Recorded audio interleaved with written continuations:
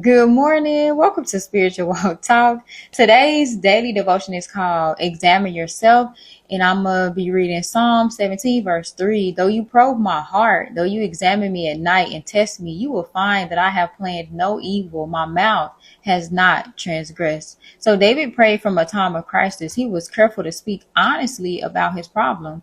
David said, "Listen to my cry, Lord. Our Father hears our cry and He wants to help us. It's just like when an infant is crying. What does the parent do? They pick the child up and assure the child that they are not alone. Or the parent tries to figure out what is causing my baby to cry. Same thing with God our Father. He wants you to know that you are not alone. And when you cry out, He hears your cry. He is ready and willing to help in your time of need. The difference is God already knows what's wrong.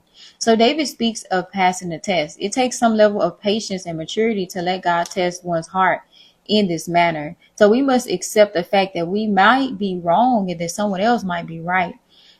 We must be more interested in God's justice and his standard of right and wrong than we are in winning our cause. We must come to God and his word with a heart ready to be convicted and corrected. So there are three questions for everyone to ask.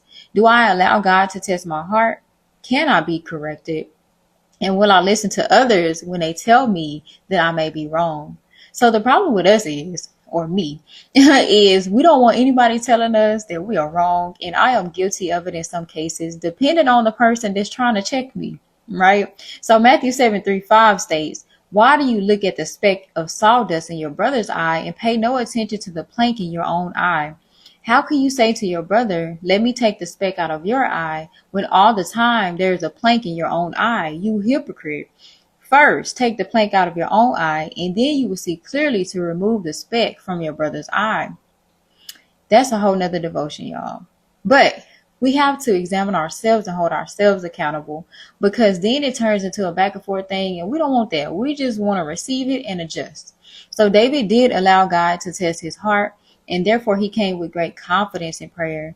Open and unconfessed sin is a great prayer barrier. An upright life is a strong basis for appeals. So we should ask ourselves these questions and examine our heart before prayer.